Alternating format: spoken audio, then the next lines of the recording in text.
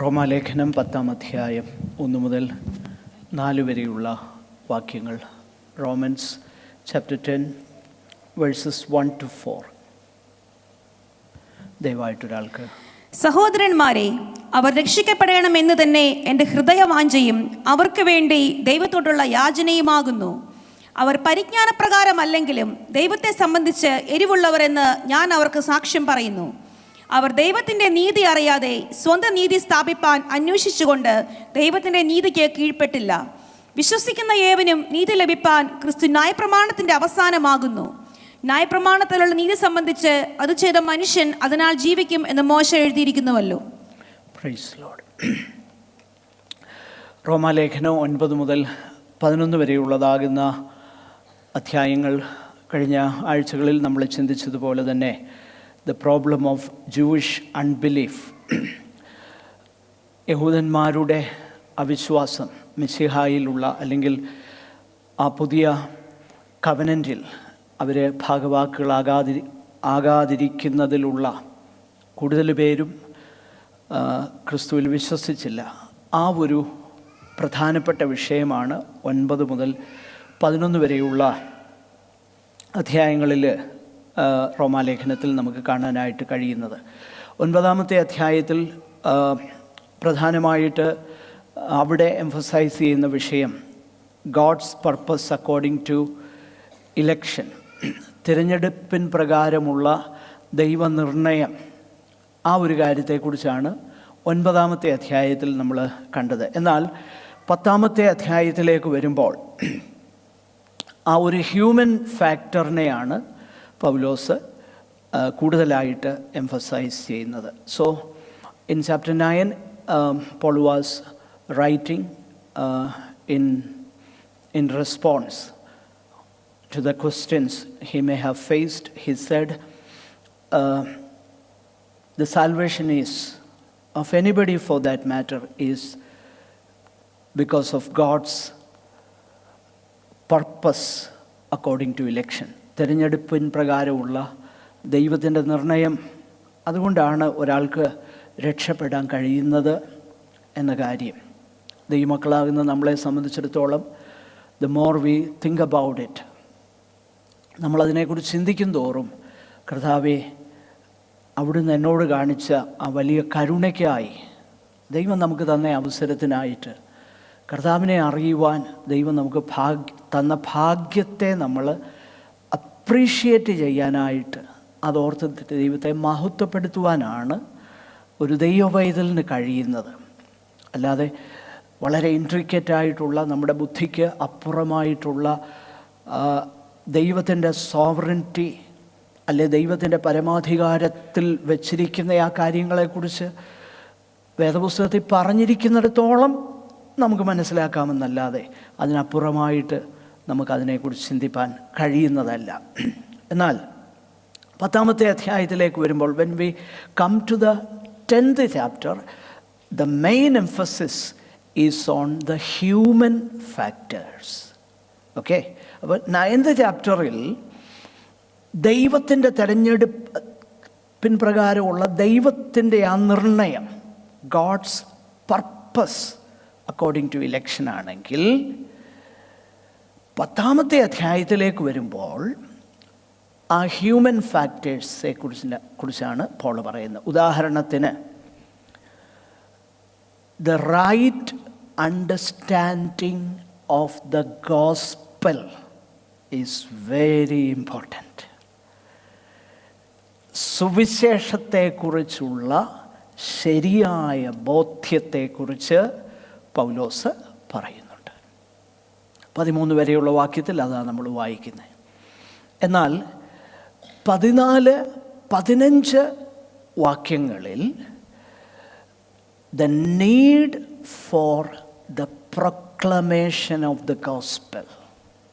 Okay, ഞാൻ പറഞ്ഞല്ലോ 10-ാം അധ്യായം നമ്മൾ ശ്രദ്ധിച്ചാൽ, ഒരു ഔട്ട്ലൈൻ കൊടുത്താൽ ആ ഹ്യൂമൻ ഫാക്ടേഴ്സിനെ കുറിച്ചാണ് പറയുന്നത്. 9-ാം അധ്യായത്തിൽ ആ ഡിവൈൻ സോവറിറ്റി ഓവർ സാൽവേഷനെ കുറിച്ചാണെങ്കിൽ എത്ര മനോഹരമായിട്ട് അതിനെ ബാലൻസ് ചെയ്യുന്നത്. 10-ാമത്തെ അധ്യായത്തിൽ ഹ്യൂമൻ ഫാക്ടേഴ്സ്, മാനുഷിക ഘടകം, ഗോസ്പലിനോടുള്ള ബന്ധത്തിൽ. ഒന്ന്, ശരിയാകുന്ന നിലയിൽ സുവിശേഷം മനസ്സിലാക്കുക എന്നുള്ളത് സാൽവേഷൻ്റെ അഭിവാജ്യ ഘടകമാണ്. ശരിയായ ട്രൂ ഗോസ്പൽ. ഓക്കെ, അത് വളരെ ഇമ്പോർട്ടൻ്റാണ്. ആ ട്രൂ ഗോസ്പൽ പ്രൊക്ലെയിം ചെയ്യേണ്ടതിൻ്റെ ആവശ്യകത. The need for the proclamation of the gospel. Versus 14 to 15, 14-15 വാക്യങ്ങളിൽ ആ യഥാർത്ഥ സത്യസുവിശേഷം പ്രഘോഷിക്കപ്പെടേണ്ടതിൻ്റെ ആവശ്യകത. 16 മുതൽ 21 വരെയുള്ള വാക്യങ്ങളിൽ the response, the need for the response of faith. Okay, 3 കാര്യങ്ങളാണ് നമ്മൾ കണ്ടത്. ഒന്ന്, യഥാർത്ഥ സുവിശേഷത്തെ മനസ്സിലാക്കുക. 2, യഥാർത്ഥ സുവിശേഷം പ്രസംഗിക്കപ്പെടുക. 4, ആ ഹ്യൂമൻ ഫാക്ടർ എന്നുള്ളത് അതിനോടുള്ളതാകുന്ന വിശ്വാസത്തോടുകൂടിയ പ്രതികരണം. ഈ കാര്യങ്ങൾ ഇസ്രയേലിനോടുള്ള ബന്ധത്തിൽ പൗലോസ് 10-ാം അധ്യായത്തിൽ പറയുക. ഒന്നുകൂടെ പറഞ്ഞാൽ 10-ാമത്തെ അധ്യായത്തിൽ Paul turns from the past to the present. Past is somebody is saved because God is sovereign over salvation. It is God's purpose according to election. So in the past. Now he comes to the present in the 10th chapter. Okay? ആ വർത്തമാനകാലത്തേക്ക് പൗലോസ് വരികയാണ് 10-ാമത്തെ അധ്യായത്തിൽ. എന്നാൽ 11-ാം അധ്യായത്തിലേക്ക് വരുമ്പോൾ നിങ്ങൾ ശ്രദ്ധിച്ചാൽ പൗലോസിൻ്റെ ആ ഹോപ്പാണ്. Paul hopes that they will yet hear and believe the gospel. പൗലോസിൻ്റെ ഒരു വലിയ പ്രതീക്ഷയാണ് 11-ാം അധ്യായത്തിൽ. ആ പ്രതീക്ഷയാണ് പറയുന്നത് അവർ ഇനിയും സുവിശേഷം കേട്ട് വിശ്വസിക്കും. ആ ഒരു this vision of the future Paul delineates or he explains in chapter 11. Okay, ഈ 3 കാര്യങ്ങളാണ് നമ്മൾ പ്രധാനമായിട്ട് മനസ്സിലാക്കുന്നത്. ഓക്കെ, എനിക്കറിയാം ഹാർഡ് മീറ്റാണ് എന്ന് പറഞ്ഞാൽ, ഹാർഡ് മീറ്റൊന്നും അല്ലിത്. പക്ഷേ നമ്മളെ സംബന്ധിച്ചിടത്തോളം ഹാർഡ് മീറ്റാണ്, കട്ടിയുള്ള ആഹാരം തന്നെയാണ്. നമുക്ക് ക്ഷീണമുണ്ട്, തളർച്ചയുണ്ട്, എല്ലാം ഉണ്ട്. പക്ഷെങ്കിൽ ദയവായിട്ട് കണ്ണടച്ച് സ്തോത്രം പറയേണ്ട, കണ്ണ് തുറന്ന് ഒരു സ്തോത്രമൊക്കെ പറഞ്ഞ് കഴിവതും ഒരു ഐ കോണ്ടാക്റ്റൊക്കെ തന്ന് ദൈവസന്നിധാനത്തിൽ നമുക്ക് തുടരാം. Okay, thank you. അപ്പോൾ നമ്മൾ ഈ 4 വാക്യങ്ങളിലേക്ക് ആദ്യമായിട്ട് ഫോക്കസ് ചെയ്യുവാനായിട്ട് ആഗ്രഹിക്കുക. ഇവിടെ പൗലോസ് പ്രധാനമായിട്ട് പറയുന്ന കാര്യം നമ്മൾ ശ്രദ്ധിച്ചാൽ 9-ാം അധ്യായത്തിൻ്റെ ആരംഭത്തിൽ പറയുന്ന കാര്യങ്ങളുമായിട്ട് ഈ ആദ്യത്തെ വാക്യത്തിന് അല്പം സാമ്യമുണ്ട്. There are similarities between what Paul is writing here in the initial verse of chapter 10 and the initial verses of chapter 9. 9-ാം അധ്യായത്തിൽ പറയുന്നതും ഈ അധ്യായത്തിൽ പ്രാരംഭത്തിൽ പറയുന്നതും തമ്മിൽ പല ബന്ധങ്ങളുണ്ട്. 9-ാം അധ്യായത്തിൽ പൗലോസ് പറഞ്ഞു, അതിൻ്റെ വേഴ്സ് 3 പറഞ്ഞു, if only somebody from my own family, my own tribe, my own kinsman, if only God would save them, if that would take me being accursed, me being cut off from Christ. It is a hypothetical situation. It is not an actual thing, because what he wished could not happen. അതായത് Paul പറയുന്ന ഒരു കാര്യം, എൻ്റെ സ്വജാതിക്കാര് രക്ഷപ്പെടാൻ വേണ്ടി ഞാൻ തന്നെ ക്രിസ്തുവിനോട് അങ്ങ് വേർപെട്ട് പോയെങ്കിൽ കൊള്ളായിരുന്നു. ഇതൊരു ഹൈപ്പോത്തറ്റിക്കൽ സിറ്റുവേഷനാണ്. ഹൈപ്പോത്തറ്റിക്കൽ എന്ന് പറഞ്ഞാൽ സാങ്കല്പികമാകുന്നൊരു സന്ദർഭമാണ്, സങ്കല്പമാണ് എന്ന് പറഞ്ഞാൽ അത് റിയൽ അല്ല, അത് സംഭവിക്കാൻ പറ്റത്തില്ല, അത് ഇമ്പോസിബിളാണ്. പക്ഷേ പൗലോസിൻ്റെ ആ ഹൃദയത്തിൻ്റെ ബേർഡനാണ് ഇവിടെ എക്സ്പ്രസ് ചെയ്യുന്നത്. അല്ലാതെ പൗലോസ് ക്രിസ്തുവിൽ നിന്ന് വേർപെട്ട് പോയാൽ മറ്റു ചിലർ വീണ്ടെടുക്കപ്പെടും, അല്ലെ രക്ഷിക്കപ്പെടും, അങ്ങനെ പകരം വെക്കാം. ഈ പകരം വെക്കുന്ന പരിപാടിയൊക്കെ എനിക്കറിയത്തില്ല. ചിലരെന്നോട് പറയുന്നുണ്ട്, ദയവായിട്ട് എന്നോട് ക്ഷമിക്കണമേ, ഞാൻ ഈ വചനപ്രകാരമല്ലാത്തതിനെയൊക്കെ ഇങ്ങനെ പറയുന്നത് കറക്ഷൻസിന് വേണ്ടിയാണ്. ഞാൻ അന്നേ ഒരു ഭയങ്കര കഠിനമാകുന്ന തലവേദനയുള്ള ഒരു രോഗിക്ക് വേണ്ടി പ്രാർത്ഥിച്ച് തിരിച്ചു വന്നപ്പോഴത്തേന് ഈ തലവേദന തുടങ്ങി. എടാ, ഇതൊന്നും ഒരു കളിയാണ്, ഇത് പുസ്തകത്തിലെങ്ങും ഞാൻ ഇതുവരെ കണ്ടിട്ടില്ല, ഇതെവിടെ നിന്ന് കിട്ടുന്നതാ? പ്രിയപ്പെട്ടവരെ, ഓക്കെ, ഞാൻ നിങ്ങളുടെ അറ്റൻഷൻ കിട്ടാൻ വേണ്ടി പറഞ്ഞ ഇങ്ങനെയുള്ള തെറ്റിദ്ധാരണകൾ, മിത്തുകളൊക്കെ ഉണ്ട്, മിത്ത്. എന്നാൽ ഇതങ്ങനെയുള്ള ഒരു കാര്യമല്ല പറയുന്നത്. പോളിൻ്റെ ആ ഹൃദയവാഞ്ചയെക്കുറിച്ചാണ് പറയുന്നത്. ഞാൻ വേണമെങ്കിൽ ക്രിസ്തുവിനോട് വേർപെട്ട് പോകാമായിരുന്നു, പക്ഷേ അത് അസംഭവ്യമാണ്. എന്നാൽ 10ാമത്തെ അധ്യായത്തിലേക്ക് വരുമ്പോൾ he expresses his prayerful wish for their salvation. Okay? In chapter 9, he says, if I be accursed, ഞാൻ തന്നെ ക്രിസ്തുവിനോട് വേർപെട്ട് ശാപഗ്രസ്തനാകാമായിരുന്നു, അവർ രക്ഷിക്കപ്പെടുമെങ്കിൽ. എന്നാൽ 10ാമത്തെ അധ്യായത്തിലേക്ക് വരുമ്പോൾ പറയുകയാണ്, എൻ്റെ ഹൃദയവാഞ്ചയും അവർക്ക് വേണ്ടി ദൈവത്തോടുള്ള യാചനയുമാകുന്നു. എൻ്റെ ഹൃദയവാഞ്ച, ആ ഹൃദയവാഞ്ച. ഓക്കെ, ഇത് സത്യത്തിൽ ഒരു വലിയൊരു ഫാക്ടറാണ് കേട്ടോ.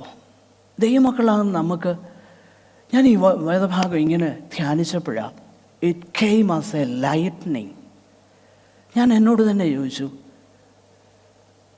നശിച്ചു പോകുന്ന ആത്മാക്കളെ കുറിച്ച് ഇത്രയും ഹൃദയവാഞ്ച എനിക്കുണ്ടോ?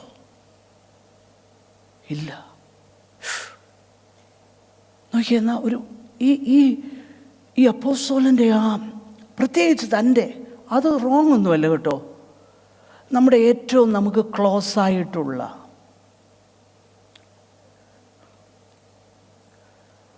ഞങ്ങളുടെ കുടുംബ പ്രാർത്ഥനയിൽ ചിലപ്പം എൻ്റെ വൈഫ്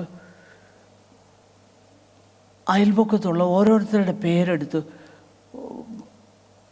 പ്രാർത്ഥിക്കുമ്പോൾ ഞാൻ പറയും, ഇന്നത്തെ പ്രാർത്ഥന ഇച്ചിരി നീണ്ടുപോയി, അതുകൊണ്ട് പബ്ലിക് പ്രെയർ അല്പം കുറച്ചാൽ നല്ലതായിരിക്കുന്നത്. പക്ഷേ ഈ ഒരു ചിന്ത എൻ്റെ മനസ്സിലേക്ക് വന്നു, ഹൗ മച്ച്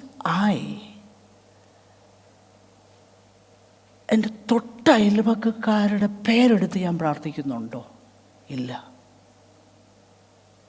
എനിക്ക് ഏറ്റവും അറിയാവുന്ന, എൻ്റെ ഏറ്റവും ക്ലോസ് ആയിട്ടുള്ള എന്ന് പറഞ്ഞാൽ, ക്ലോസ് എന്ന് പറഞ്ഞാൽ ക്ലോസ് ആയിട്ട് അടുത്ത് താമസിക്കുന്ന,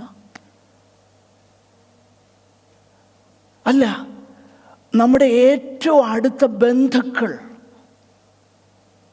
നമുക്ക് ഈ ഒരു വേദനയുണ്ടോ? ആ വേദനയില്ലേ, we will never accomplish anything worthwhile in eternity.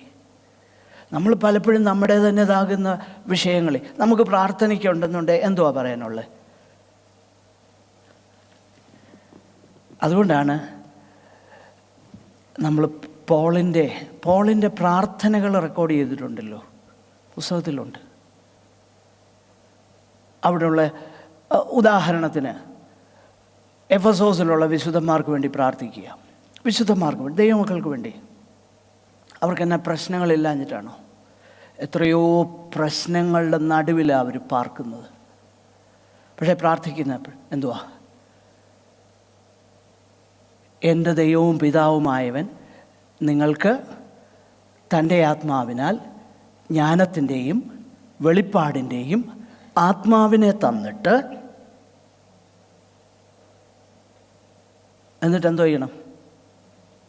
നിങ്ങളുടെ ഹൃദയദൃഷ്ടി പ്രകാശിച്ചിട്ട്. So why the Holy Spirit? Why the Holy spirit?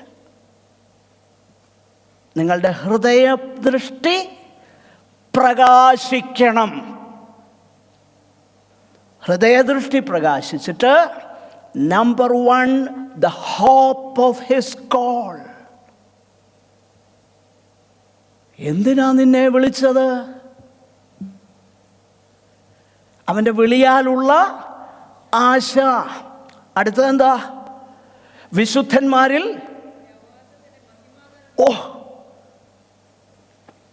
എന്തുവാ ചിന്തിക്കേണ്ടത്? ഈ ഭൂമിയിൽ എന്നെ ആക്കിയിരിക്കുന്നത് കർത്താവേ എന്തിനാണ്? 1. 2, എൻ്റെ ജീവിതത്തെ ഇപ്പം നിയന്ത്രിക്കേണ്ടത് ഏതാ? വിശുദ്ധന്മാരിൽ അവൻ്റെ അവകാശത്തിൻ്റെ മഹിമാധനം. എന്താ അത്? കൊലോസി ലേഖനത്തിൻ്റെ ആ പാരലൽ ലെറ്ററാണല്ലോ. എഫേസ്യരും കൊലോസിലും ഒക്കെ ആ പാരലൽ പാസേജിൽ എന്താണെന്നറിയോ? വിശുദ്ധന്മാർക്ക് വെളിച്ചത്തിലുള്ള, ഒന്ന് പറയാമോ? വെളിച്ചത്തിലുള്ള അവകാശത്തിനായി നിങ്ങളെ പ്രാപ്തന്മാരാക്കി. അപ്പോൾ എന്തിനെക്കുറിച്ച് നിങ്ങൾ അറിയണമെന്നാ പറഞ്ഞേ? നമുക്കറിയാനുള്ള താല്പര്യം എന്താ? നമുക്കറിയേണ്ടത് ഒരു പക്ഷേ ഇവിടെ അല്ലായിരിക്കും. നാളെ എന്നോ നടക്കും.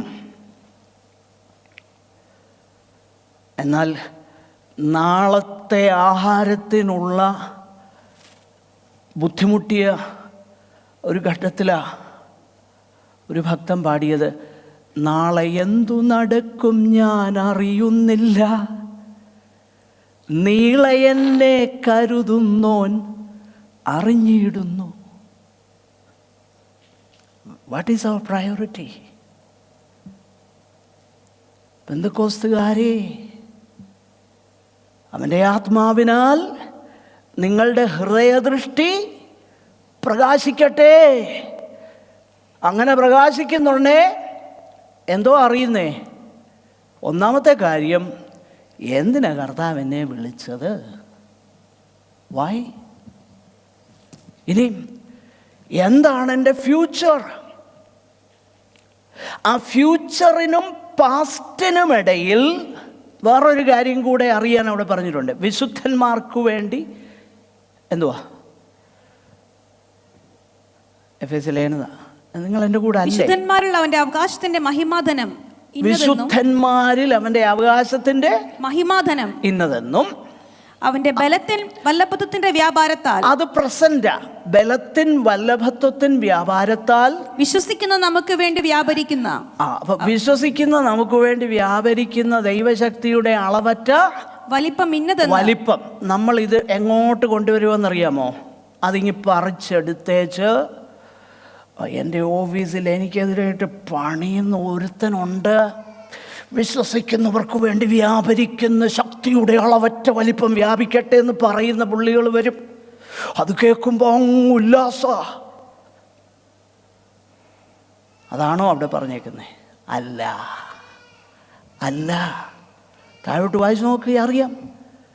അങ്ങനെ അവൻ ക്രിസ്തുവിലും വ്യാപരിച്ചിട്ട് അവനെ മരിച്ചവരുടെ ഇടയിൽ നിന്ന് അപ്പം മരിച്ചവരുടെ ഇടയിൽ നിന്ന് ക്രിസ്തുവിനെ ഉയർപ്പിച്ചവൻ്റെ ശക്തി എന്നിൽ വ്യാപരിച്ചപ്പം ആദ്യം സംഭവിച്ചത് അതിക്രമങ്ങളിലും പാവങ്ങളിലും മരിച്ചവനായിരുന്ന എന്നെയും വിടുവിച്ചിട്ട് ഈ ലോകത്തിൻ്റെ കാലഗതിയിലാണ് ഞാൻ ആദ്യം നടന്നത്. ഈ ലോകത്തിൻ്റെ സ്റ്റാൻഡേർഡായിരുന്നു എനിക്കുണ്ടായിരുന്നത്. ഈ ലോകത്തിൻ്റെ standard to give back as I get, അതായിരുന്നു എൻ്റെ സ്റ്റാൻഡേർഡ്. ഇപ്പോൾ എന്തായി? വിശുദ്ധന്മാർക്ക്, എൻ്റെ പ്രിയപ്പെട്ടവരെ, വിശുദ്ധന്മാർക്ക് വേണ്ടി ഈ ശക്തി അവൈലബിൾ ആണെങ്കിൽ എന്തുകൊണ്ട് നമ്മൾ ചേഞ്ച് ആകുന്നില്ല? Think about that. We should be transformed. We should be changed. Why not?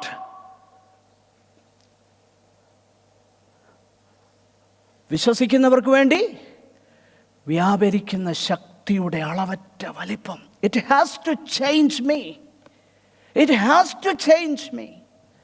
അല്ല പിന്നെ ഞാൻ ഈ ശക്തിയും പറഞ്ഞുകൊണ്ടിരുന്നിട്ട് എന്നാ കാര്യം? വല്ല കാര്യമുണ്ടോ? ഒരു കാര്യമില്ല. സോ ഞാൻ പറഞ്ഞു വരുന്നത് എന്താ? കർത്താവിൻ്റെ ആ വലിയ ഹൃദയം നമ്മിൽ ഓരോരുത്തരിലേക്കും വന്നു കഴിയുമ്പം ഈ അപ്പോസ്തലനെ പോലെ നമ്മളും പ്രാർത്ഥിക്കാൻ തുടങ്ങും. അയ്യോ, എൻ്റെ ഹൃദയവാഞ്ച, എൻ്റെ ഹൃദയവാഞ്ച. ഓക്കെ, ഇനി the more he thinks about the privileges they have, the more his pain is increased. അതാണ് 9:4 നമ്മൾ പറയുന്നേ. എന്നോ പ്രിവിലേജ് അവർക്ക് കിട്ടിയതല്ലേ, എന്തെല്ലാം പ്രിവിലേജ് കിട്ടി. അതിനെക്കുറിച്ച് താൻ ഓർക്കുമ്പോൾ ഹൃദയം വേദനിക്കുക. ഇനി ഈ 10:2 വരുമ്പോൾ അദ്ദേഹത്തിന് ആ ലോങ്ങിങ്, ഹിസ് ലോങ്ങിങ് is increased by the combination of zeal and ignorance. Zeal and ignorance, നമ്മൾ അതിനെക്കുറിച്ച് ചിന്തിക്കും. 2ാമത്തെ വാക്യം വായിച്ചേ. അവർ പരിജ്ഞാനപ്രകാരമല്ലെങ്കിലും ദൈവത്തെ സംബന്ധിച്ച് എരിവുള്ളവരെന്ന് ഞാൻ അവർക്ക് സാക്ഷ്യം പറയുന്നു. Now, Paul has no doubts whatsoever about the sincerity of his people. He doesn't have a doubt. And from his own experience, he can vouchsafe that they are zealous for God. അതായത് ഇവിടുത്തെ പ്രശ്നം എന്താ? അവർ വളരെ സിൻസിയറാണ് എന്ന കാര്യത്തിൽ പൗലോസിന് ഒരു തർക്കമില്ല. മാത്രമല്ല, അവർ ദൈവത്തെക്കുറിച്ച് എരിവുള്ളവരാണെന്ന് പോളിന് തന്നെ അറിയാം. കാരണം താൻ തന്നെ പറഞ്ഞേക്കുന്നത്, തന്നെക്കുറിച്ച് പറഞ്ഞേക്കുന്ന ചില റെഫറൻസുകളുണ്ട്. ഗലാത്യ ലേഖനം 1:14 വായിച്ചോളൂ. Galatians 1:14.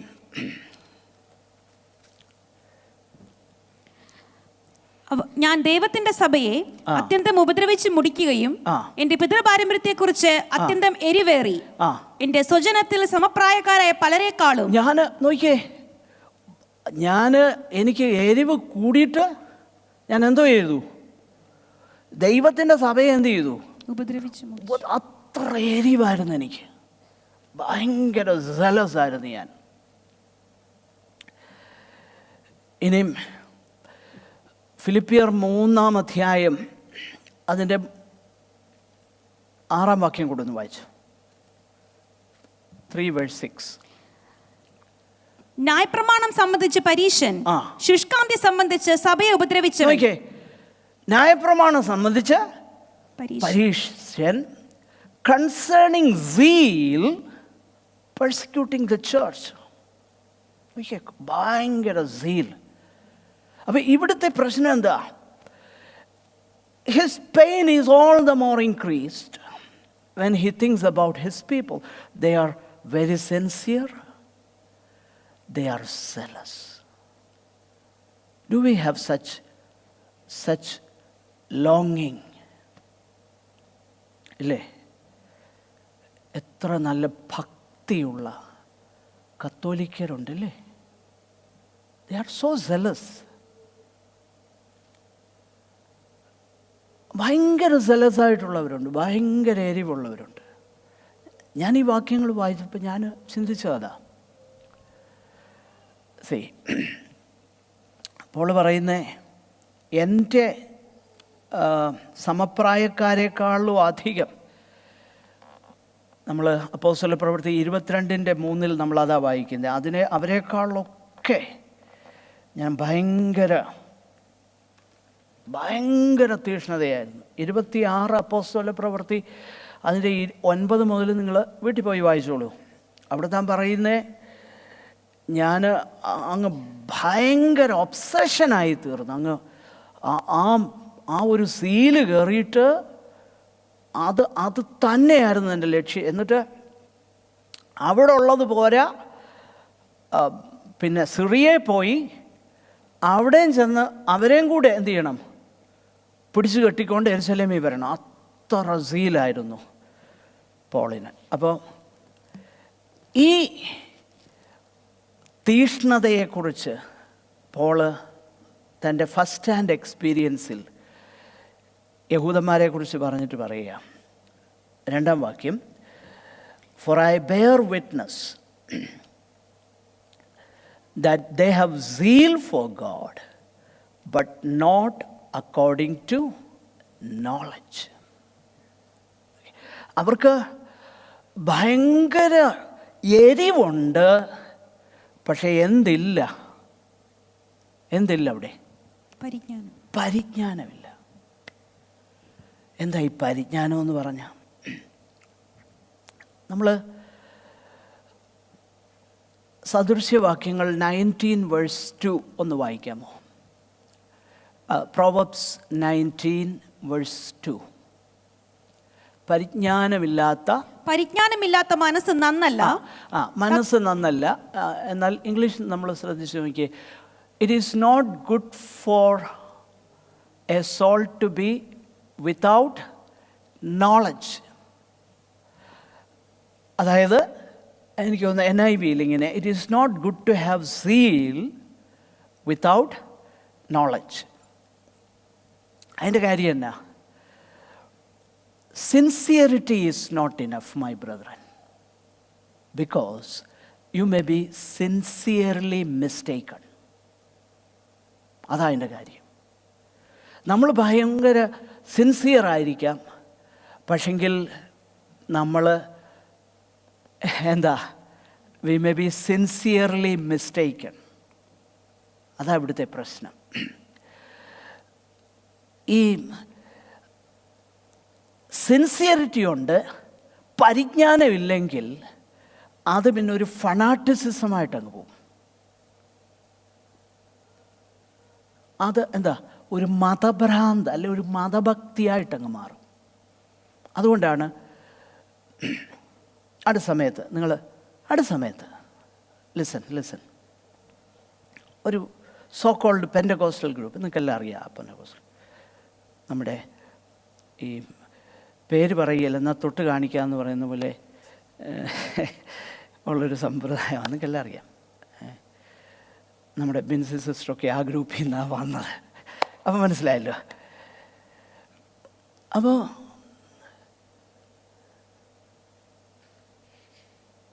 ഒരാൾ ഈ വെരി റീസെൻ്റ്ലി പറഞ്ഞൊരു കാര്യമാണ്, അയ്യോ ഞങ്ങളുടെ ഇവിടെ ഇങ്ങനൊന്നും വേദബോധം, ഞങ്ങളുടെ ഉപദേശി പറയും അതാ ഫൈനൽ, ഞങ്ങളുടെ ഉപദേശം എന്നോ പറയുമോ അതാ ഫൈനൽ. അതിനപ്പുറം ഒരു അപ്പീലേ ഇല്ല. ഉപദേശി പറഞ്ഞത് ഫൈനൽ. അപ്പോൾ അതുകൊണ്ട് ഞാൻ കണ്ടിട്ടുണ്ട്, ഈ നിർഭാഗ്യവശാൽ ഞാൻ അവരെ അടച്ചാക്ഷേപിക്കുകയല്ല, അത് നല്ല ഭക്തരായിട്ടുള്ളവരുണ്ട്, ഇല്ലെന്നൊന്നുമല്ല ഞാൻ പറയുന്നത്. ഞാൻ കണ്ടിട്ടുണ്ട് പിന്നെ ഞാനിത് പറയുന്നുണ്ടേ, നിങ്ങൾ അതായത് നമ്മുടെ പ്രാർത്ഥനകൾക്ക് വരുന്നുണ്ടേ ഇങ്ങനെ കയ്യും കെട്ടി നിൽക്കും, പാട്ട് പാടത്തില്ല, വാ തുറക്കുകയില്ല, പ്രാർത്ഥിക്കുമ്പം കണ്ണടയ്ക്കുകയില്ല. അപ്പം നിങ്ങൾ വേറൊരു ഫിലോസഫിക്കൽ പ്രശ്നമുണ്ട് അവിടെ. അവർ കണ്ണടച്ചില്ലെന്ന് എങ്ങനെ പാസ്റ്റർ കണ്ട എങ്ങനെയാ? അല്ല, കണ്ണടച്ചോ ഇല്ലയോ അത് രണ്ടാമത്തെ വിഷയം. ഞാൻ പറഞ്ഞേ ഒരു ഇതുമില്ല, ഫനാറ്റിസിസം. അതായത് അവർ സിൻസിയർ അല്ലെന്ന് ഞാൻ പറയുന്നില്ല, അവർ സിൻസിയറാ, നിഷ്കളങ്കരാ അവർ ഒരു പരിധി വരെ. പക്ഷെങ്കിൽ ആ സിൻസിയറിറ്റി അതിൻ്റെ എക്സ്ട്രീം എൻഡിലോട്ട് പോയാൽ എന്ത് പറ്റുമെന്നറിയാം? മതഭ്രാന്തായിപ്പോവും. നിങ്ങൾക്ക് മനസ്സിലാകുന്നുണ്ടോ ഞാൻ പറയുന്നത്? അതാണ് പറയുന്നത്, സിൻസിയറിറ്റി ഈസ് ഗുഡ്, പക്ഷെങ്കിൽ you may be sincerely mistaken. അങ്ങനൊരു പ്രശ്നമുണ്ട്. ഇവിടെ ഇവരുടെ പ്രശ്നം അതുതന്നെയായിരുന്നു. അത് വളരെ അപകടകരമാകുന്നൊരു കാര്യമാണ്. ഈ ഫനാറ്റിസിസം ആയിക്കഴിഞ്ഞാൽ അപകടമാണ്, മതഭ്രാന്തായി കഴിഞ്ഞാൽ. അതുകൊണ്ടാണ് അവരുടെ ആ പൊതുവാകുന്ന ഇഗ്നോറൻസ് എന്താണെന്ന് പോള് ആദ്യം പറഞ്ഞു. So having asserted their general condition of ignorance, Paul now points out the particular things. പൊതുവായിട്ട് പറഞ്ഞു അവർക്ക് എന്തില്ല, അവർക്ക് ഭയങ്കര അവർ സിൻസിയരാ, ഒക്കെ ശരിയാ, അവർ ഭയങ്കര സീല, എരിവുള്ളവരാ. എന്നാൽ അവർക്ക് എരിവുണ്ട്, പരിജ്ഞാനമില്ല. ഓക്കെ, എന്നിട്ട് എന്താണ് അവരുടെ പരിജ്ഞാനമില്ലായ്മ? അവരുടെ പരിജ്ഞാനമില്ലായ്മ എന്താണെന്നാണ് 3-ാം വാക്യത്തിൽ നമ്മൾ വായിക്കുന്നത്. ഒന്ന് വായിച്ചോളൂ. അവർ ദൈവത്തിന്റെ നീതി അറിയാതെ സ്വന്തം നീതി സ്ഥാപിപ്പാൻ അന്വേഷിച്ചുകൊണ്ട് ദൈവത്തിന്റെ നീതിക്ക് കീഴ്പ്പെട്ടില്ല. മോനെ, can you put up that chapter 10 verse 3?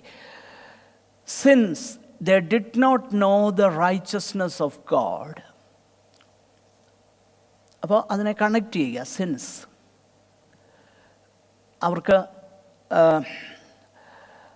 അവർക്ക് എന്താ പറയുന്നത്, തീഷ്ണതയുണ്ട്, എരിവുണ്ട്, പക്ഷെ പരിജ്ഞാനമില്ല. എന്തുകൊണ്ടാണ് അവർക്ക് പരിജ്ഞാനമില്ല, എരിവ് മാത്രമേ ഉള്ളൂ എന്ന് പറയുന്നത് എന്നുള്ളതിൻ്റെ എക്സ്പ്ലനേഷനാണ് 3-ാം വാക്യം.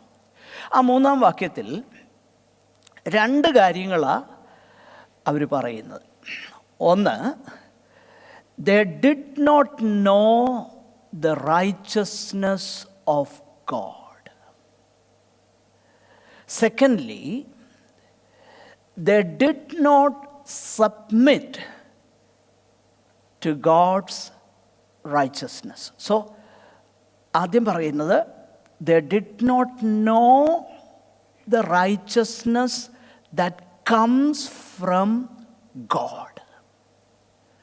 And because they did not know what is the righteousness that comes from God, they did not submit to God's righteousness. ഇവ 2 കാര്യങ്ങളാണ് അവരുടെ പ്രശ്നം. ഒന്ന്, അവർ സിൻസിയറാണ്, അവർ ഭയങ്കര തീഷ്ണതയുള്ളവരാണ്, അവർ ഭയങ്കര എരിവുള്ളവരാണ്. പക്ഷെങ്കിൽ അവരുടെ പ്രശ്നം, അവർ ദൈവത്തിങ്കൽ നിന്നുള്ള നീതിയെ അവർ അറിഞ്ഞില്ല. അതുകൊണ്ട് തന്നെ ദൈവത്തിൻ്റെ നീതിക്ക് അവർ കീഴ്പ്പെട്ടുമില്ല. പല സന്ദർഭങ്ങളിലും നമ്മുടെയും പ്രശ്നം ഇത് തന്നെയാണ്. നമ്മൾ സിൻസിയറായിരിക്കും, പക്ഷേ പല കാര്യങ്ങളും നമുക്ക് അറിയത്തില്ല. കാരണം റൈറ്റ് ടീച്ചിങ് ആബ്സെൻ്റാ. അതുകൊണ്ട് തന്നെ അറിയത്തില്ല. അറിയാത്തത് കൊണ്ട് തന്നെ ദൈവം എന്താണ് എന്നെക്കുറിച്ച് ആഗ്രഹിക്കുന്നതെന്നുള്ളത് നമുക്കറിയത്തില്ല. അതുകൊണ്ട് നമ്മുടേതാകുന്നൊരു വഴി നമ്മളങ്ങ് യാത്ര ചെയ്യുക. നമ്മൾ ചിന്തിക്കുന്നേ ഞാൻ as far as I am concerned, ഞാൻ സിൻസിയറാണ്, ഞാൻ ദൈവത്തെ വിളിക്കുന്നുണ്ട്, ഞാൻ എല്ലാ കാര്യങ്ങളും ചെയ്യുന്നുണ്ട്, സിൻസിയറാ. പക്ഷേ ദൈവം എന്നാന്ന് പറയുന്നതെന്ന് നമ്മൾ അറിയുന്നില്ല.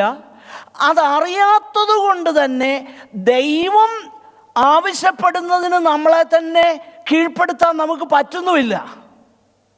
മനസ്സിലാകുന്നുണ്ടോ നമ്മുടെ പ്രശ്നം? ഇസ്രായേൽ മക്കളുടെ മാത്രം പ്രശ്നമല്ലിത്, നമ്മുടെയൊക്കെ പ്രശ്നമാണ്. പലരും എന്നോട് ചോദിച്ചിട്ടുണ്ട്, അയ്യോ ഇങ്ങനൊക്കെ പുസ്തകത്തിലുണ്ടായിരുന്നു, ഇങ്ങനൊക്കെ ആയിരുന്നോ ഇത്? ഞങ്ങൾ ഇപ്പോഴാണല്ലോ ഇത് കേൾക്കുന്നത്. എനിക്കത് കേൾക്കുമ്പം ഭയങ്കര ഭയമാണ്. അയ്യോ അങ്ങനെയാണ് എത്രയോ പേരുണ്ടാകാം, അറിയത്തില്ല. അറിയാത്തത് കൊണ്ട് തന്നെ അവരുടെ വഴിയിലുള്ളതാകുന്ന ഒരു സ്പിരിച്വാലിറ്റി എല്ലാവരും ചിന്തിക്കുന്നത് അങ്ങനെ അങ്ങ് പോയാൽ മതിയെന്നായി. അങ്ങനെ അല്ല പ്രിയപ്പെട്ടവരെ. അങ്ങനെ ആയിരുന്നെന്നുണ്ടേ ഇസ്രായേൽ മക്കളെ മുഴുവൻ അങ്ങ് കൊണ്ടുപോയേനെ. എന്തിനാ ദൈവം ഈ വലിയ പാടെടുത്ത് സ്വന്തം പുത്രനെ ഇങ്ങോട്ട് അയച്ചത്? നിങ്ങൾ ചിന്തിക്കുന്നുണ്ടോ? That's not the way. നമ്മുടെ ഉത്തരവാദിത്തമാണത്. കാരണം പോൾ അവിടെ പറയുന്നുണ്ട്, അവർക്ക് എല്ലാ പ്രിവിലേജസും കൊടുത്തു. ന്യായപ്രമാണം കൊടുത്തു, പിതാക്കന്മാരെ കൊടുത്തു, ജഡപ്രകാരം മിശിഹായെ കൊടുത്തു, അവരിൽ നിന്ന് മിശിഹായെ കൊടുത്തു. പക്ഷേ വളരെ ഫ്യൂ ആയിട്ട് ചിലർ ദൈവത്തെ അന്വേഷിച്ചു. അതെല്ലാ തലമുറയിലും ഉണ്ടായിരുന്നു കേട്ടോ, എല്ലാ തലമുറയിലും ഉണ്ടായിരുന്നു. കർത്താവ് ഭൂമി വന്നപ്പോഴും അങ്ങനെ തന്നെയായിരുന്നു. ചുരുക്കം ചിലർ മനസ്സിലാക്കി, അല്ലേ? വിദ്വാൻമാർ അവർക്ക് ലഭിച്ചതാകുന്ന നോളജ്, അതിനോട് അവർ ഫെയ്ത്ത്ഫുള്ളായിരുന്നു. അവർ ജാതീയരാകട്ടോ, എങ്ങനെയോ മനസ്സിലാക്കി. പൊതുവെ ആ വേദഭാഗം പഠിക്കുമ്പോൾ മനസ്സിലാക്കാൻ കഴിയുന്നത്, കിഴക്ക് നിന്ന് വന്നവരെന്ന് പറയുമ്പോൾ നമ്മുടെ നാട്ടിലെ ചില നസ്രാണികൾ പറയും, അത് തൃപ്പൂണിത്തറ അടുത്ത് അല്ല, ഒരു ഭയങ്കര ഓർത്തഡോക്സ് സെൻ്റർ ഉണ്ടല്ലോ, തൃപ്പൂണിത്തറയല്ല, അവിടെ 3 പള്ളികളുണ്ട്, 3 രാജാക്കന്മാരുടെ പള്ളികളുണ്ട്, 3 രാജാക്കന്മാരുടെ. അവിടുന്ന് വന്നതെന്നാ പറയും. അവിടുന്ന് ഒന്നും വന്നതൊന്നുമല്ല, ഒക്കെ ചുമ്മാതെ. പ്രോബബ്ലി അവർ വന്നത് ബാബിലോണിൽ നിന്നായിരിക്കും വന്നത്, ബാബിലോണിൽ നിന്ന്. കാരണം ഇസ്രായേലിന് കിഴക്ക് ബാബിലോണാണ്. ഇനി ബാബിലോണിൽ നിന്ന് വന്നെങ്കിൽ അതിന് കാരണം ഒരുപക്ഷെ അവർ തലമുറകളായി കൈമാറി ദാനിയേലിനെ പോലെ അല്ലെങ്കിൽ അതുപോലെയുള്ള ഭക്തന്മാർ അവിടെ ഉണ്ടായിരുന്നപ്പോൾ അവരിൽ നിന്ന് മനസ്സിലാക്കിയ ആ വലിയ തിരിച്ചറിവ് നിമിത്തമായിരിക്കാം അവർ അന്വേഷിച്ച് വന്നത്. We don't know. ഇത് എൻ്റെ ഒരു അസംഷനാണ്. ഇത് നിങ്ങൾ വേദപുസ്തകത്തിലെ വാക്യമായിട്ടൊന്നും എടുക്കരുത്. എൻ്റെ ഒരു ചിന്തയാണ് നിങ്ങളുമായിട്ട് ഷെയർ ചെയ്തേ. അതുപോലെ കർത്താവിൻ്റെ കാലത്ത് ഒരു ഹന്ന, അവള് ദൈവാലയത്തിലേക്ക് വന്നേച്ച് പറഞ്ഞു, നോക്കിയേ, വർഷങ്ങൾ അതിനുവേണ്ടി കാത്തിരുന്ന ഒരാൾ. ഒരു ശീമോൻ നോക്കി പാർത്തുകൊണ്ടിരിക്കുകയായിരുന്നു. എന്തിനു വേണ്ടി? ഇസ്രയേലിൻ്റെ ദ കൺസൊലേഷൻ ഓഫ് ഇസ്രയേൽ എന്നാണ് അതിനെക്കുറിച്ച് പറയുന്നത് ലൂക്കോസിൻ്റെ സുവിശേഷത്തിൽ. He was looking for the consolation of Israel. അദ്ദേഹം ആ പാട്ട് പാടുന്നത്, അയ്യോ ഇരുളിൽ ഞങ്ങളായിരുന്ന ദൈവത്തിൻ്റെ ആർദ്ര കരുണ ഞങ്ങളെ സന്ദർശിച്ചല്ലോ. എന്നിട്ട് പറയാം, ഇപ്പോൾ നാഥ നീ അടിയനെ തിരുവചനം പോലെ സമാധാനത്തോടെ വിട്ടയക്കുന്നു, നിൻ്റെ രക്ഷയെ എൻ്റെ കണ്ണ് കണ്ടല്ലോ. എന്തോ ബ്ലെസ്സിങ് അതല്ലേ, ഒരു തലമുറയിൽ കർത്താവിനെ അറിയാനായിട്ട്. ഹി വാസ് ഭയങ്കര പയസായിട്ടുള്ള ഇസ്രായേലിനായിരുന്നു. ബട്ട് അതാ നമ്മൾ മനസ്സിലാക്കേണ്ടത്. ഇവിടെ എന്തുവാ? ഇവിടെ the righteousness that comes from God, they did not know, first of all, and secondly, they did not submit to God's righteousness. And instead, they sought to establish their own righteousness. അത് ഭയങ്കര important അല്ലേ? മലയാളത്തിൽ ഒന്ന് വായിച്ചത്. അവർ ദൈവത്തിന്റെ നീതി അറിയാതെ സ്വന്തം നീതി സ്ഥാപിപ്പാൻ അന്വേഷിച്ചുകൊണ്ട് ദൈവത്തിന്റെ നീതിക്ക് കീഴ്പ്പെട്ടില്ല. അപ്പോൾ ദൈവത്തിൻ്റെ നീതിക്ക് അവർ കീഴ്പ്പെടാഞ്ഞതിൻ്റെ കാരണം, ഒന്ന്, അവരറിഞ്ഞില്ല. രണ്ട്, സ്വന്തമായിട്ടൊരു നീതി അവരങ്ങ് ഉണ്ടാക്കി. ഇതാണ് ഇത്രയൊക്കെ മതി, എന്നെ കൊണ്ട് ഒക്കുന്ന പോലൊക്കെ ഞാൻ ചെയ്യാം, ഇതെല്ലാം നമ്മുടെ റൈച്ചസ്നെസ് ആകട്ടോ? നോ, നമ്മുടെ നീതി കൊണ്ട് പണി നടക്കുകയല്ലെന്നേ. ഫിലിപ്പിയ ലേഖനത്തിലെ ഒരു വാക്യം ഒന്ന് വായിച്ചേ, 3:9. ഞാൻ ക്രിസ്തുവിനെ നേടേണ്ടതിനും ന്യായപ്രമാണത്തിൽ നിന്നുള്ള എന്റെ സ്വന്തം നീതിയല്ല. ശ്രദ്ധിക്കണം, ഈ സ്വന്തം നീതിയുടെ എക്സ്പ്ലനേഷൻ അത്. ന്യായപ്രമാണത്തിൽ നിന്നുള്ള എന്റെ സ്വന്തം നീതിയല്ല. സ്വന്തം എന്താ അപ്പോൾ അങ്ങനെ പറയുന്നത്? ന്യായപ്രമാണം നീതിയുടെ പ്രമാണമല്ലേ? പ്രശ്നം എന്താണെന്നറിയാം? ന്യായപ്രമാണത്തിൻ്റെ പ്രമാണം എല്ലാം നീതിയുള്ളതാ, ഹോളിയാണ്, റൈച്ചസ് ആണ്, ഒരു സംശയമില്ല. പ്രശ്നം 99.99 ന്യായപ്രമാണത്തിൻ്റെ നീതി കിട്ടിയാലും ആ 0.001 കുറഞ്ഞെങ്കിൽ പാസ്സാകുകയില്ല. അതാണ് അവിടുത്തെ പ്രശ്നം. കാരണം ന്യായപ്രമാണത്തിൻ്റെ കാര്യം, അവയെ ചെയ്യുന്നവൻ എന്ത് ചെയ്യും? അതിനാൽ ജീവിക്കും. അതാ ന്യായപ്രമാണത്തിൻ്റെ വിഷയം. പ്രിയപ്പെട്ടവരെ, അതുകൊണ്ടാണ് നമ്മൾ മനസ്സിലാക്കണം, പഴയ നിയമ വിശുദ്ധന്മാർ, ശ്രദ്ധിക്കണേ, പഴയ നിയമ വിശുദ്ധന്മാർ ന്യായപ്രമാണത്താൽ അല്ല രക്ഷ പ്രാപിച്ചത്. പുതിയ നിയമത്തിലേക്ക് വരുമ്പോൾ അവർ വിശ്വാസത്താൽ. അബ്രഹാം എങ്ങനെയാണ് നീതീകരിക്കപ്പെട്ടത്? വിശ്വാസത്താൽ. എബ്രായ ലേഖനത്തിലേക്ക് വരുമ്പോൾ നമ്മൾ എന്നാ കാണുന്നേ? അവരുടെ മരിക്കുമ്പോഴും ആ വിശ്വാസം അവരെന്ത് ചെയ്യില്ല, കൈവിട്ടില്ല. അവരതിലങ്ങ് മരിച്ചു. എന്താണത് കണ്ടത്? അവർ ദൂരത്ത് നിന്ന് കണ്ടു, അഭിവന്ദിച്ചു. They rejoiced. കർത്താവ് പറഞ്ഞ വാക്ക് നമ്മൾ ഓർക്കുന്നുണ്ടോ? യോഹന്നാന്റെ സുവിശേഷത്തിൽ, അബ്രഹാം എൻ്റെ ദിവസം, ബാക്കി പറഞ്ഞേ, അബ്രഹാം എൻ്റെ ദിവസം കണ്ടു, എൻ്റെ ദിവസം കണ്ടു. കണ്ടെന്ന് മാത്രമല്ല, അവൻ ആനന്ദിച്ചെന്നാ യേശു കർത്താവ് പറഞ്ഞത്. So every saint of God before the cross, അവരാരും ന്യായപ്രമാണത്താൽ അല്ല നീതീകരിക്കപ്പെട്ടത്. പിന്നെങ്ങനാ? വരുവാൻ പോകുന്ന മെസ്സിഹ മുന്നോട്ട് നോക്കിയിട്ട് അവർ കാണുകയാ, ആ വാഗ്ദത്ത നിവർത്തി ഞങ്ങൾക്കൊരു ദിവസം വരും. ഞങ്ങളുടെ വിശ്വാസം ഞങ്ങൾ കൈവിടാൻ പോകുന്നില്ല. ആ വിശ്വാസത്തിൽ തന്നെ അവർ മരിച്ചു. അവർ കണ്ടില്ല. അതുകൊണ്ടാണ് എബ്രായ ലേഖനത്തിൽ പറഞ്ഞത്, ഇവരെല്ലാവരും ദൂരെ നിന്ന് കണ്ടേച്ച് അഭിവന്ദിച്ചു, വിശ്വാസത്തിൽ മരിച്ചു. എന്നിട്ട് പറയാ, നമുക്ക് ദൈവം എന്തോ ചെയ്തു? നല്ലതൊന്ന് അവർ നമ്മെ കൂടാതെ എന്ന് പറഞ്ഞാൽ നമ്മുടെ രക്ഷാപൂർത്തിയും അവരുടെ രക്ഷാപൂർത്തിയും എല്ലാം എവിടാ സമ്മേളിക്കുന്നത്? ക്രൂശിൽ. പറയുന്നത് മനസ്സിലാകുന്നുണ്ടോ? ക്രോസാണ് അതിൻ്റെ ആൻസർ. അവർ ബാക്കിലാണ്, പക്ഷേ അവരും രക്ഷപ്പെടുന്നത് എന്തുകൊണ്ടാ? ക്രോസ്. അവർ വിശ്വാസത്താൽ അതിനെ കാണുകയാണ്. നമ്മളിപ്പോൾ എന്ത് ചെയ്യുക? വിശ്വാസത്താൽ പുറകോട്ട് നോക്കി കാണുകയാണ്. അവർ മുമ്പോട്ട് നോക്കിയെങ്കിൽ വി ലുക്ക് ബാക്ക്, ക്രോസ്. ഇവിടുത്തെ പോൾ പറയുക,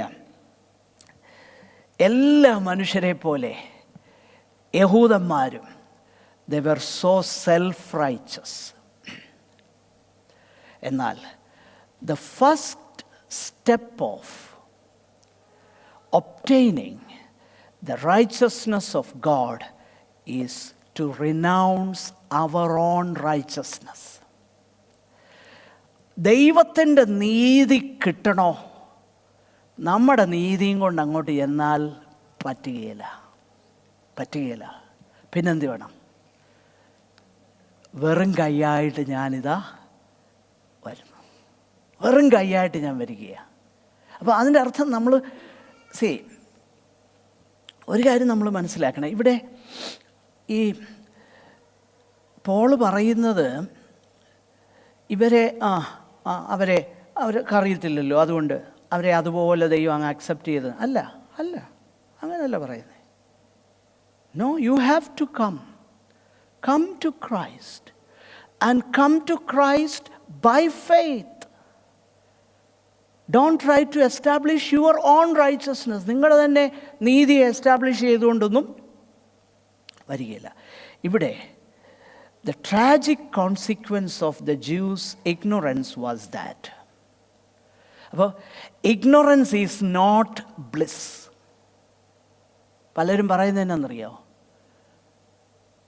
നിങ്ങൾ പോയി അങ്ങ് ചൊവ്വാഴ്ച ബൈബിൾ ക്ലാസ് കൂടെ കേട്ടു, ഞങ്ങൾക്ക് അത്രയും കേൾക്കണ്ട. മോനെ, ignorance is not bliss. പലരും ഇവിടെ പറഞ്ഞിട്ടുണ്ട്. ആരാന്നൊന്നും ചിന്തിക്കേണ്ട, ആരേലും ആട്ട്. നിങ്ങൾ പോയി ചൊവ്വാഴ്ചയൊക്കെ അങ്ങ് കേട്ടോ. അറിയാതിരുന്നാൽ അറിയാതിരുന്നു കഴിഞ്ഞാൽ ഏതാണ്ട് രക്ഷപ്പെടാൻ പോകുന്നില്ല, രക്ഷപ്പെടുകയില്ല.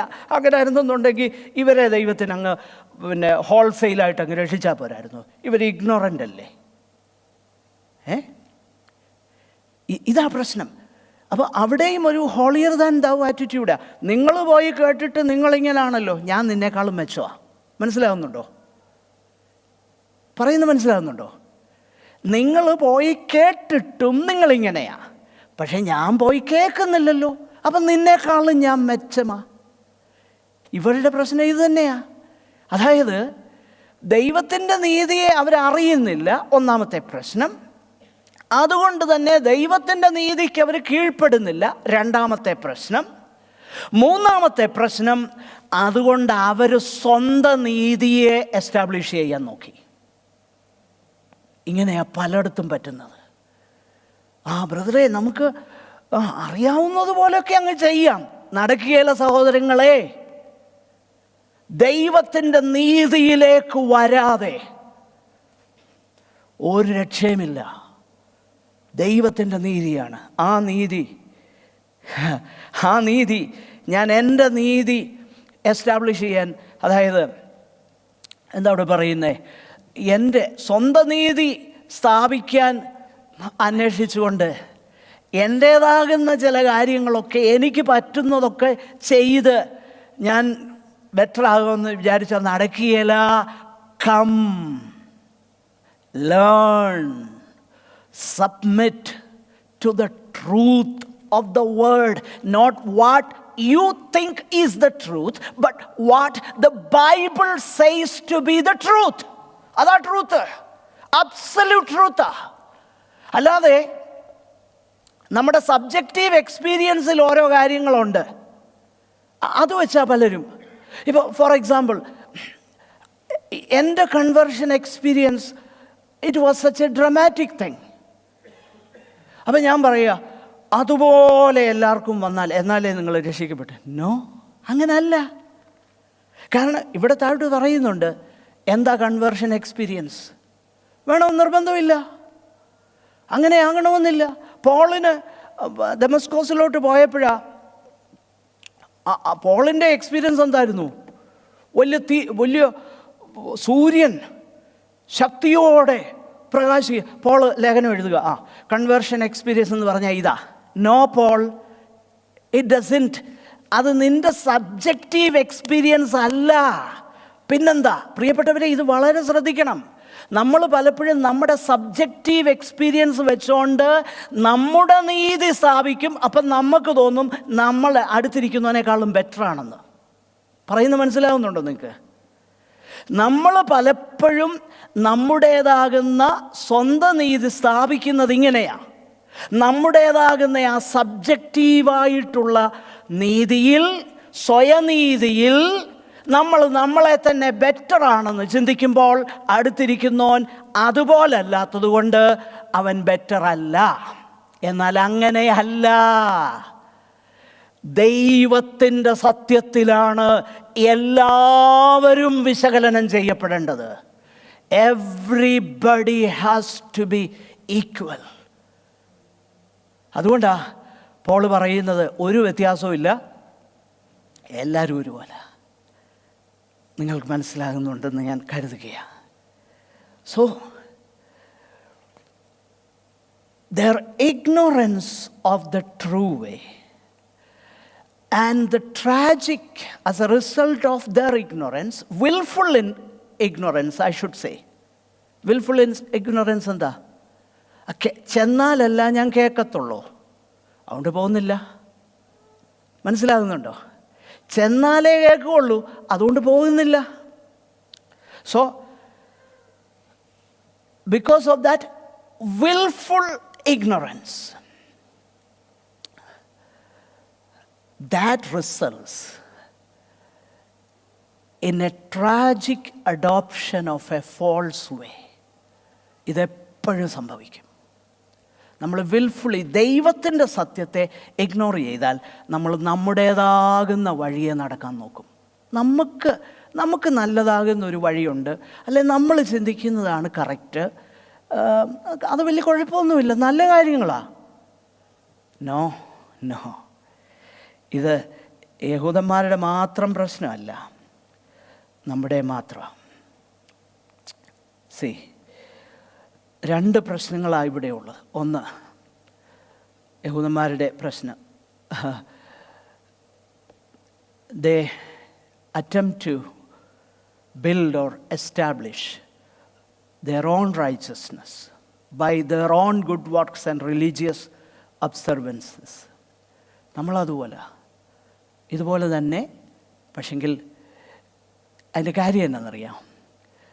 But such adoption of our own way is doomed to fail. Why? നമ്മൾ ദൈവത്തിൻ്റെ നീതി അറിയാതെ നമ്മുടെ നീതി സ്ഥാപിക്കാൻ ശ്രമിച്ചാൽ അത് ഫെയിലാകും. അതിൻ്റെ കാര്യം എന്നാണെന്നറിയാം? അതിൻ്റെ കാര്യം മറ്റൊന്നുമല്ല, മനുഷ്യൻ്റെ സകല നീതി പ്രവൃത്തികളും ഏതുപോലെ കറ വരേണ്ടത്. അതാ പ്രശ്നം. ദൈവത്തിൻ്റെ സ്റ്റാൻഡേർഡിലോട്ട് ഞാൻ വരാതെ, ദൈവം പറഞ്ഞതിന് ഞാൻ കീഴ്പ്പെടാതെ, എൻ്റേതിന് തന്നെ ഞാൻ പറയുന്ന നിലയിൽ ഈ കാര്യം ചെയ്യാൻ പോയാൽ പ്രശ്നം, അത് ഫെയിലിയറാണ്. കാരണം എൻ്റെ നീതി പ്രവൃത്തി ഞാൻ പറയും, ഓക്കെ ഞാൻ അങ്ങനെയാണ്, ഞാനിങ്ങനെയാണ്, ഞാനതുപോലെ, ഓക്കെ ഞാനിങ്ങനെ പോകത്തുള്ളൂ, ഓക്കെ ഞാനിങ്ങനെ ചെയ്യും. ഇത് ഫെയിലിയറാകും. കാരണം എന്നറിയാമോ?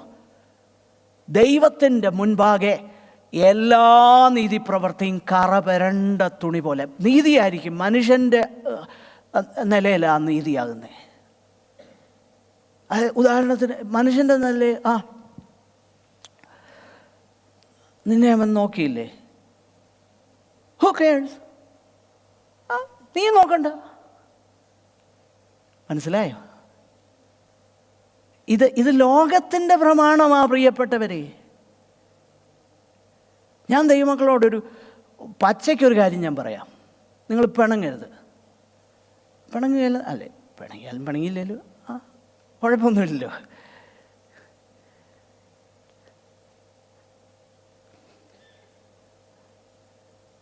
നമ്മൾ ഓക്കെ കഴിയുമെങ്കിൽ, ആരും എങ്ങനെയും പ്രതികരിക്കട്ടെ, കഴിയുമെങ്കിൽ ഗോ ഷെയ്ക്കോ, കൈ പിടിച്ചിട്ട് ഒരു പ്രൈസിൽ ഓക്കെ പ്രതികരിച്ചോട്ട്, സ്തോത്രം, കർത്താവ് അനുഗ്രഹിക്കട്ടെ. അല്ലാതെ നമ്മുടേതാകുന്ന ഒരു, യേശു കർത്താവിൻ്റെ കാലത്തെ നിൻ്റെ അയൽവക്കക്കാരനെ, കൂട്ടുകാരനെ നിന്നെപ്പോലെ തന്നെ സ്നേഹിക്കണം.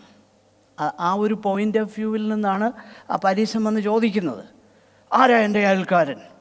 ഞാൻ എൻ്റെ അയൽക്കാരനെ സ്നേഹിക്കുന്നുണ്ട്. കാരണം എന്നാ, എനിക്ക് അയൽക്കാരനാക്കാൻ കൊള്ളാവുന്ന മത്തായിച്ചനും ശോശാമ്മയും മറിയാമ്മയും ഉണ്ട്. ആ പേരൊന്നും ഇവിടെ ഇല്ലല്ലോ. അവരുണ്ട്. അവരെ ഞാൻ എൻ്റെ അയൽക്കാരനെ സ്നേഹിക്കുന്നുണ്ടല്ലോ, പിന്നെന്താ? ഉടനെ ആ കർത്താവ് പറഞ്ഞേ, നിൻ്റെ അയൽക്കാരനാണെന്ന് ആരാന്ന് ഞാൻ നിനക്ക് പറഞ്ഞു തരാം. ആരാന്നറിയണോ? നീ യെരുശലേമിലോട്ട് വരാൻ കുറുക്ക് വഴി കയറുമല്ലോ. ഏതാ കുറുക്ക് വഴി? ഗലീലയിൽ നിന്ന് യെരുശലേമിലോട്ട് വരാൻ കുറുക്ക് വഴി ഏതാണെന്നറിയാം? ശമരിയ. ശമരിയ കൂടെ വരുന്നുടനെ നിന്നെ വിടാതിരിക്കുന്നവരുണ്ടല്ലോ, അവനാ നിൻ്റെ അയൽക്കാരനെന്നാ കർത്താവ് പറഞ്ഞതിൻ്റെ സാരം. അല്ലാതെ ആ ഉപമയിൽ രണ്ട് പിന്നെ എന്നാ വഴിയമ്പലം സഭയാണെന്നോ, രണ്ട് നാണയം, ഒന്ന് പുതിയ നിയമവും ഒന്ന് പഴയ നിയമവുമാണെന്നോ, ഇതൊന്നും അല്ല കർത്താവ് പറഞ്ഞത്. സിമ്പിളായിട്ടാണ് പറഞ്ഞത്.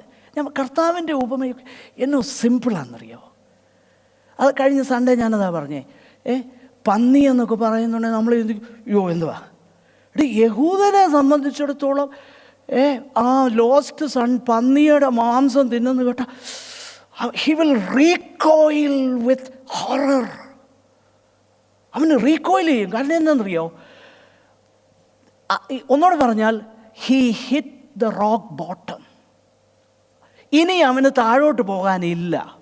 അവൻ്റെ മാക്സിമം അവൻ അധപ്പതിച്ച് കഴിഞ്ഞു എന്നതിന് പറയുന്നതാണ് പന്നിയുടെ മാംസം, പന്നിയുടെ ആഹാരം അവനും കഴിച്ചെന്ന്. പന്നിയുടെ കൂടെ അടിപിടി കൂടി പുള്ളി ആഹാരം കഴിക്കുക എന്ന് പറഞ്ഞാൽ ഉടനെ അവർക്ക് ക്ലിക്ക് ചെയ്യും.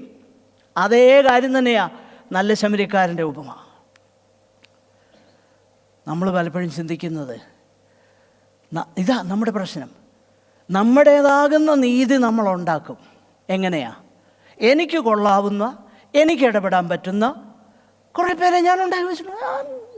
എനിക്കൊരു കുഴപ്പമില്ലല്ലോ, എനിക്കൊരു പിണക്കമില്ലല്ലോ, അതുകൊണ്ട് എനിക്കെന്താ പിണക്കം? സഹോദര, ദൈവമുമ്പാകം മനസാക്ഷിയെ വഞ്ചിക്കാതെ ഇത് പറയാൻ പറ്റുമോ? അതാണ് നമ്മൾ ചോദിക്കേണ്ടേ. മനസാക്ഷിയെ വഞ്ചിക്കാതെ ദൈവസന്നിധാനത്തിൽ ഇത് പറയാൻ പറ്റുമോ? മനുഷ്യനോട് പറയാം? No, I don't think you can. I don't think I can. No. ഞാൻ പലപ്പോഴും എൻ്റെ കാര്യങ്ങൾ ജസ്റ്റ് ദൈവം പാകം എനിക്ക് പറ്റത്തില്ല, പറ്റുകയില്ല. നമുക്ക് ഡിസ്ക്രിഷൻ വേണ്ടെന്നോ ഡിസേൺമെൻറ്റ് വേണം, ഇതൊന്നും അല്ല ഞാൻ പറയുന്നത്. വി നീഡ് ടു ബി, നമുക്ക് ഡിസ്ക്രിഷൻ വേണം. നമുക്ക് ഓരോ കാര്യത്തിനും അത് ദൈവം നമുക്ക് തരുമല്ലോ. പക്ഷെങ്കിൽ നമ്മുടേതാകുന്ന നീതി നമ്മൾ സ്ഥാപിക്കരുത്. യഹൂദന് പറ്റിയ കുഴപ്പം അതാ. ദൈവത്തിൻ്റെ നീതി അറിഞ്ഞില്ല, അറിയാഞ്ഞതുകൊണ്ട് അതിന് കീഴ്പ്പെട്ടില്ല. അതുകൊണ്ട് സ്വന്തം നീതി സ്ഥാപിക്കാൻ ശ്രമിച്ചു. ഫെയിൽഡ്. പ്രിയപ്പെട്ടവരെ, ഈ ഫെയിലിയർ നമുക്കും ഉണ്ടാകാം. യഹൂദന് മാത്രമൊന്നുമല്ല, ഇത് നമുക്കും ഉണ്ടാകാം. Because we claim we know. നമ്മെ തന്നെ കർത്താവിൻ്റെ പാദപീഠത്തിൽ നമുക്ക് സമർപ്പിക്കാം. ഈ രാത്രി സമയം വീണ്ടും കർത്താവ് നമ്മളോട് സംസാരിച്ചെങ്കിൽ നമ്മെ തന്നെ ദൈവപാദപീഠത്തിൽ ഏൽപ്പിക്കാൻ നമുക്ക് ഒരുമിച്ച് പ്രാർത്ഥിക്കാം. സഹോദരന്മാർ, എല്ലാവർക്കെങ്കിലും ഒരാൾക്ക് പ്രാർത്ഥിച്ച് അവസാനിപ്പിക്കാം.